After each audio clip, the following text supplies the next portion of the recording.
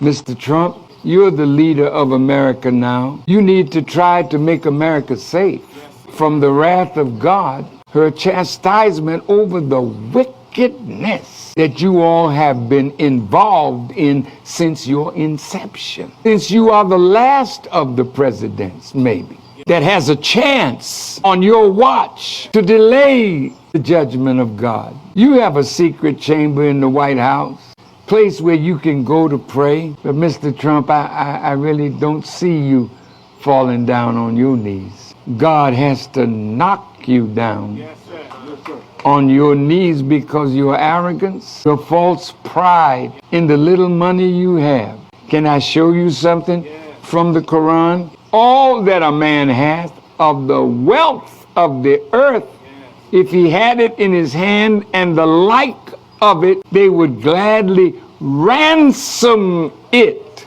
in the day of resurrection to keep the chastisement of God away from them.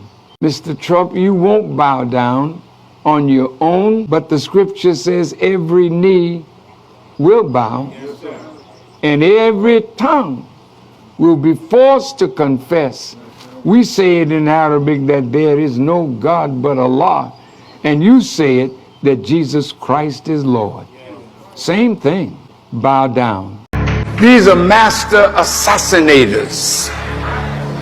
And I have to say to my president, Mr. President, please be careful, because you're upsetting a lot of people. You may win the election because the Democrats will at last put their hope in a billionaire because Mr. Biden can't handle it. What will you do if he gets a second term? What will you do? See? The hatred that's building for him because God allowed him to be president. Don't you think that God is interested in who sits in the White House that holds sway over his people that he has chosen to be his people? Mr. Trump, please, you mentioned in some of your writings not to denigrate those who are under your leadership, but you have nicknames for everybody, and you've said some rough things to your generals. Please, Mr. President, this is a country that kills presidents. It'll be the worst mistake that anyone makes to try to kill the President of the United States. He has a work to do. That's right. Does he? What kind of work does God have for him to do? He's doing it. Because whenever they meet, they make sure I don't get an invitation. My NAACP brothers, my Urban League brothers, my African American organizational brothers, when they have their meetings, they don't invite me. And they don't invite me because if Barack Obama is going to be on the program, don't invite Farrakhan. So when somebody else is paying your bill, then they have a right to tell you who can speak and who can't, who can come and who can't.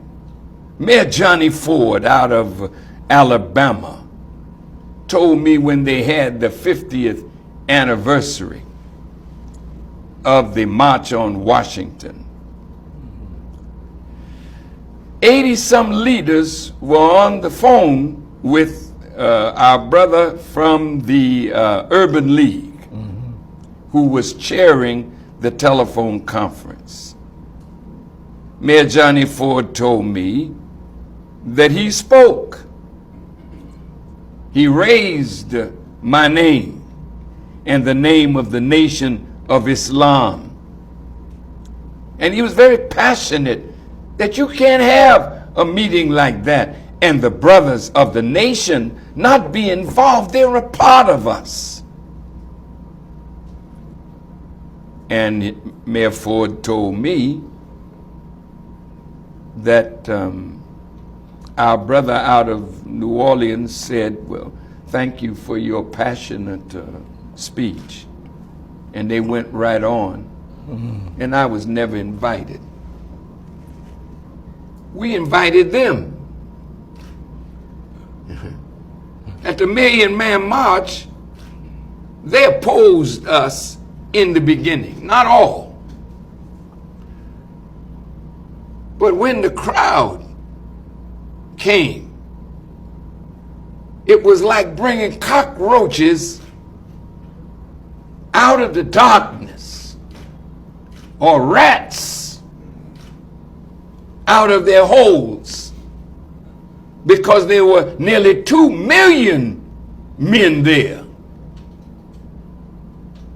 I never, ever had a meeting like that and didn't invite the top leaders. In my hotel room, Reverend Jackson came. And he said, Brother Minister, how much time are you going to allot me? Now remember, I called this with the help of others, but I worked for 2 years touring this country, talking to black men to produce the spirit of that Million Man March. I didn't have to give nobody nothing.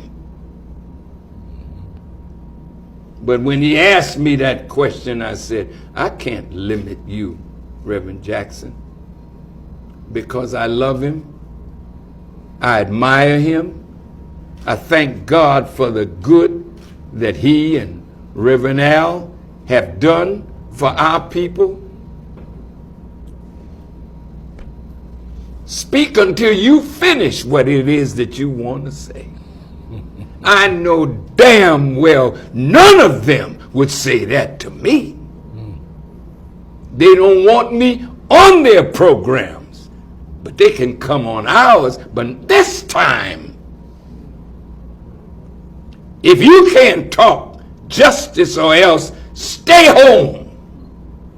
This is not for politically correct jackasses. This is not for people who are not ready to confront a government that has denied us justice ever since we've been here. America is mine.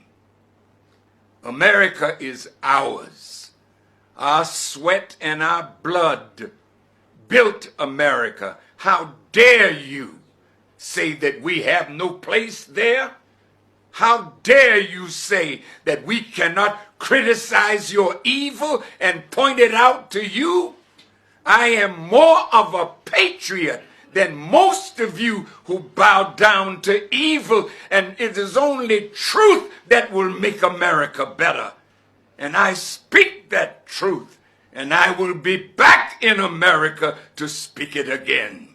But I am growing more and more every day to feel not only the pain of my own people, but to feel the pain of all who are oppressed. Therefore, if our Hispanic or Chicano or La Raza brothers and sisters don't have a voice, I will speak on their behalf. If the Native Americans don't have a voice, I will speak on their behalf. If the poor of America, black and white, don't have a voice, I will speak on their behalf because America is wrong and America must be made right, and America will never be made right unless somebody is strong enough and bold enough to stand up and tell the truth.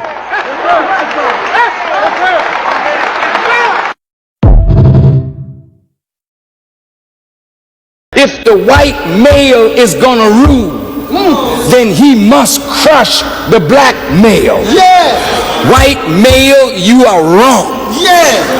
Because if in reality, because of white supremacy, you believe that in order for you to survive as a white man, you have to crush a black man's existence, then in crushing our existence, you are doing something to your own.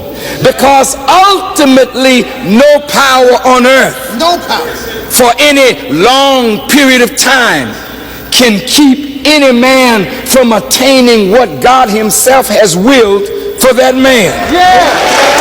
Now, see, now look, we'll give you a monument for the slaves. We'll even help you Negroes have a museum on the mall in Washington. But we'll be damned if we're going to give you anything. Say, well, fine, you're not going to give us nothing, and we're not going to give you nothing. We ain't joining your army. We're coming out of it. We ain't paying no taxes to support a system that's against us. Hell no. See, now you're throwing down the gauntlet. Now either God is real or we don't need him. God damn it, if God can't come to our defense, who the hell need a God that won't fight for us? So 6 men met in Jekyll Island off the coast of Georgia. Nelson Aldrich, I have the names, and a Mr. Paul Warburg, an international banker, Jewish man. And on that secret meeting in Jekyll Island, and they don't ever talk about it, they decided to set up in America a central bank and to take away from the U.S. Congress their constitutionally commanded right to print the money. And on December, just before Christmas, these 6 men brought up a Federal Reserve plan to set up a Federal Reserve Bank owned by mostly Jewish families. Y'all all right? So am I. Now look at this. When that became law and they took over the printing of U.S. notes. At one time, a dollar bill was called a silver certificate. And you could go to the bank and give them the paper and they'd give you $1 in silver. Just before the Federal Reserve gained power to print the money, the debt of America, well, it was in the millions. And Andrew Jackson didn't like that debt. So he sold off some of the land that America owned to reduce the debt of our government. But by the time World War I came, the Federal Reserve had to print money. Every time there's a war, it takes money to fight a war. So every time there's a war, America borrows money from the Federal Reserve Bank. And the Jews have become wealthy just by loaning money, charging you interest. So they started lending America money to fight the war.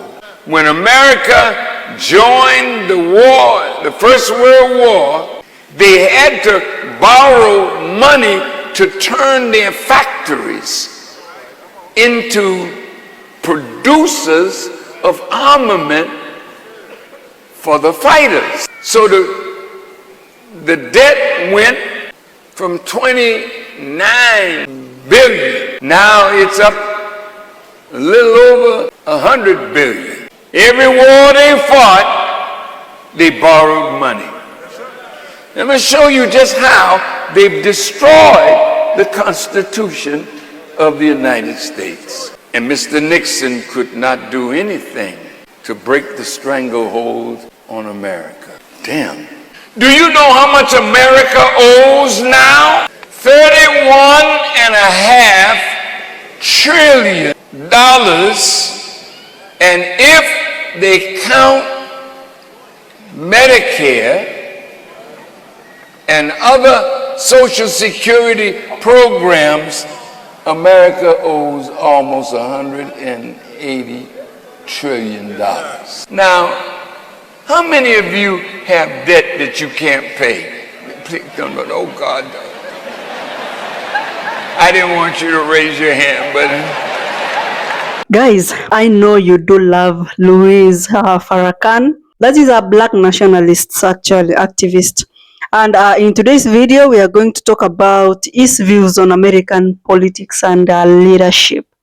Guys, for those who don't know, Louis Farrakhan is a long-time leader of the Nation of Islam, Muslim, not really like Islam, but Muslim. He is a black nationalist from the 90s there up to now. Man, is a political movement himself. You know, when people talk about political movement as a group of people, hey, in this case, Louis Farrakhan is a political movement by himself. You remember them, not really the most, but the most popular march of Louis Farrakhan. He actually convinced over 1 million people, and the blacks came out and he had to talk to them. Oh man, and immediately became a threat to the government. So for him, he mixes or intertwines both political views with our religion. If you listen to him keenly, he will talk about, on this day, a black person, a black American was done this and this by white American, and Mr. President, it's not right. You need to, the country needs to heal. Like he will find a way of mixing politics and religion, or politics with religions. So he has talked so much about race. We all know where the black Americans have come from. Oh man, these people, they have come from a very long historical history. Remember, they went there as slaves. Some have never been to Africa, but they try tracing their roots through their DNA, of which of course it's very difficult, because you can have like a 6th generation of a family that has been in America, top of even before 15 something there. Those people have been living in America. Probably, I would say Louis Farrakhan is this guy that used to come out boldly and say no to race, racism. He has always talked about economics, and probably, not really like probably, but most of the time, he talks about empowerment of black economy. He tells the black, you need to support each other, man, because if you don't do, who will do? And okay, he has always talked about morality, and is of the view that the American morality has been declining, and the country needs to heal, and it needs to be in a position to talk about it and to discourage some funny behaviors. And also, of course, we can't, okay, not in the negative point of view, but of course there is a positive point of view. Okay, so he has talked about national identity, power structures, leadership, name them, all those. Louis Farrakhan has always told about them, and even today he still he talks a lot. So if you look at America's moral crisis and the need for reckoning, his views is that, United States, when it comes to morals, it has really declined. And also the white being against the blacks, leaders need to recognize what is happening, the wrong part of it, and then deliver a transformation on how to deal with it. So he has always encouraged the black people to have black self-determination. When you have determination, you can do anything. He has always encouraged them to have community power. They need to be strong. They need to be united. It's not easy to bring down a united people or community, but divided, it's very easy even to fall. He has also talked about economic independence in regards to Israel, not Israel, I mean Israel, Africa, most of Africa. Economic independence is one of the most important thing that anybody can ever have, because if you are independent economically, you actually get the raw materials, you process them into the final results, and you sell them. You will be really far.